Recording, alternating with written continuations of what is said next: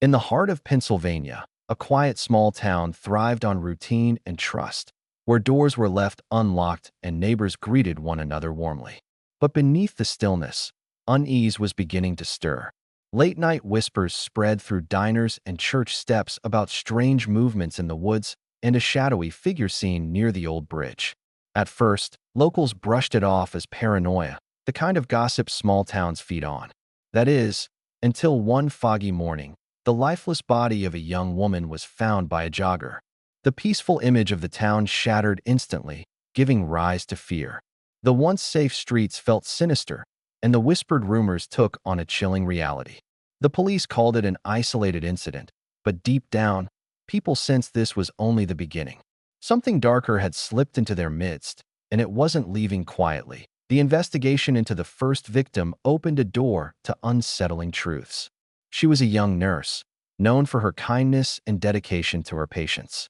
On the surface, her life appeared ordinary, yet detectives quickly realized it held secrets.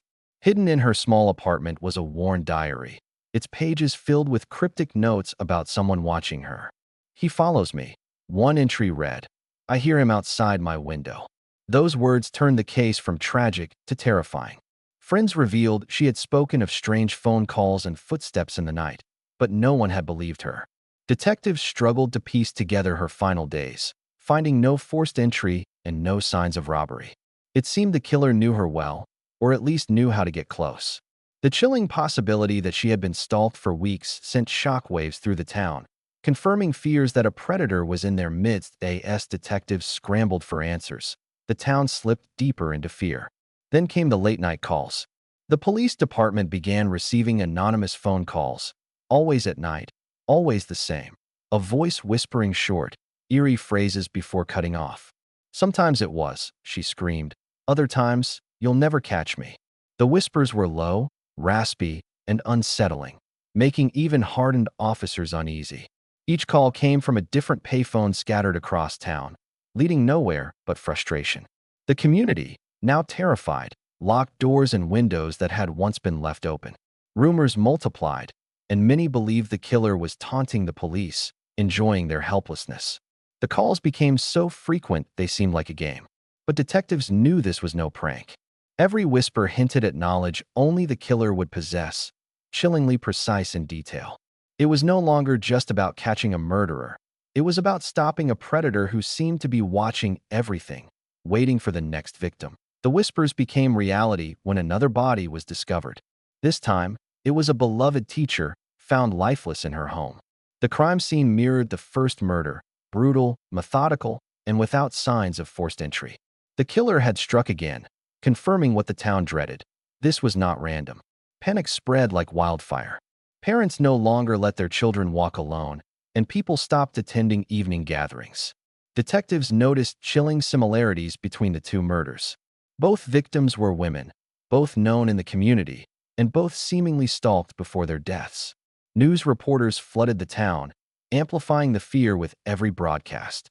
The whispers on the phones continued, hinting at the killer's satisfaction in spreading terror. For investigators, the pressure mounted. The once sleepy town now lived in fear, its every corner shadowed by the possibility of death. The killer was methodical, ruthless, and still roaming freely among them, watching and waiting. The deeper detectives searched, the darker the town's secrets became. Beneath the surface of its picture-perfect charm lay connections no one had expected.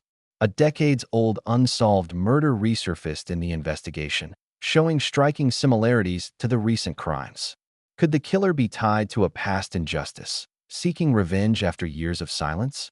Old police files, forgotten and dusty, revealed patterns in the violence, whispers of a history long buried.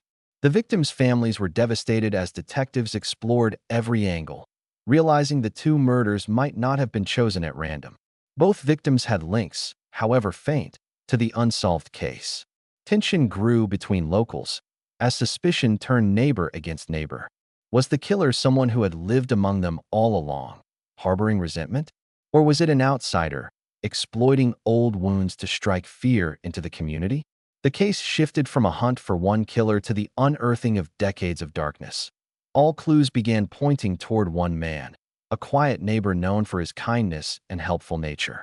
He had lived in the town for years, blending in with ease, never drawing suspicion. Detectives noticed inconsistencies in his alibis, and neighbors recalled odd behaviors, late-night walks, locked sheds, and unexplained absences. Surveillance footage placed him near one of the payphones used for the anonymous whispers. The town turned on him instantly, certain they had found their monster. Police moved quickly to gather evidence, hoping to close the case and end the terror. But just when it seemed the puzzle was solved, new evidence emerged that shattered their confidence. A witness stepped forward with information that placed the suspect miles away during one of the murders. Suddenly, everything was thrown into question. Had they been chasing the wrong man? If so, the real killer was still out there, hiding in plain sight. Watching them scramble, a breakthrough finally arrived when investigators managed to trace one of the eerie phone calls. Unlike before, this time, the killer slipped.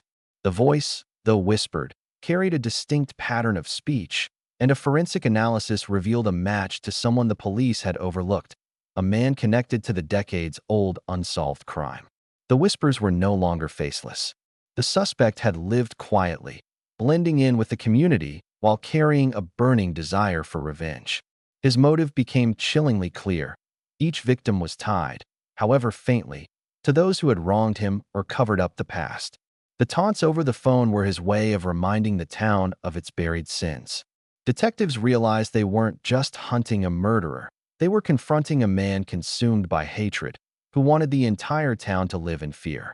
The whispers that haunted their nights now carried a terrifying name and face. The chase ended in a tense confrontation, where the killer was finally cornered by police after weeks of terror.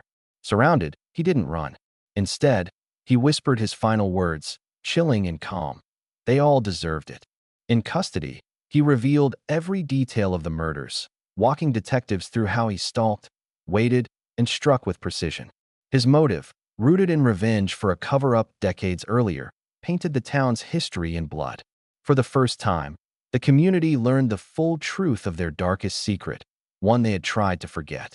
The confession left families shattered, as they realized the killer had lived among them for years, watching, waiting, and whispering in the shadows. Though justice was served, the scars remained. The town would never again know the peace it once had, for every corner, every whisper in the night, reminded them of the terror that once ruled their streets.